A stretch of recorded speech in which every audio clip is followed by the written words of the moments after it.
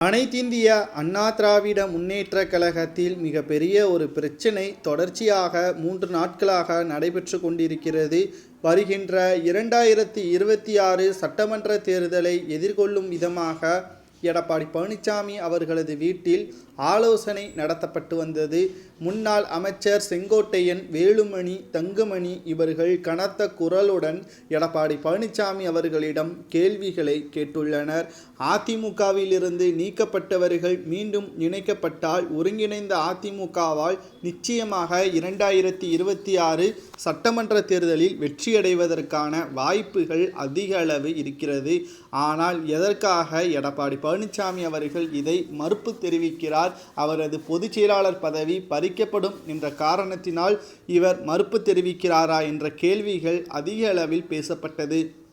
ஆனால் இதற்கு எந்த ஒரு பதிலையும் எடப்பாடி பழனிசாமி அவர்கள் பேசாமல் இருந்ததன் காரணமாக மிகப்பெரிய ஒரு கோபத்தில் செங்கோட்டையன் அவர்கள் ஒன்று அதிமுக ஒன்றிணைய வேண்டும், இல்லை என்றால் நீங்கள் பொதுச் செயலாளர் பதவியிலிருந்து விலக வேண்டும் என்று கரார் பேச்சுடன் செங்கோட்டையன் அவர்கள் கூறியிருப்பதால் எடப்பாடி பழனிசாமி அவர்கள் அதிர்ந்து போய்விட்டார். இதற்கு மிக முக்கியமான காரணம் எதுவாக இருக்கிறது என்று நாம் பார்க்கும் பொழுது 10 தேர்தல்களில் தோல்வி. கடந்த ஆர்கே நகர் தேர்தலில் எடுத்துக்கொள்வோம், 2014 மக்களவை தேர்தலாக எடுத்துக்கொள்வோம், உள்ளாட்சி தேர்தல், 2021 சட்டமன்ற தேர்தல், தொடர்ச்சியாக 2024 மக்களவை தேர்தல், அனைத்திலும் ஒரு வெற்றி கூட இல்லாமல் தொடர்ச்சியாக படுதோல்வி அடைந்து வரக்கூடிய நிலையில் 2026 சட்டமன்ற தேர்தலிலும் தோல்வியடைந்தால் குறிப்பிட்ட வாக்கு சதவீதத்தை இழக்கும் நேரிடம் வந்தால் இரட்டை இலை சின்னமும் பறிக்கப்படும் என்ற தகவலால் தான் தற்பொழுது செங்கோட்டையன் அவர்கள் கடுமையான கோபத்துடன் எடப்பாடி பழனிசாமி அவர்களிடம் பேசியிருப்பதாக செய்திகளும் வெளியாகி இருக்கிறது.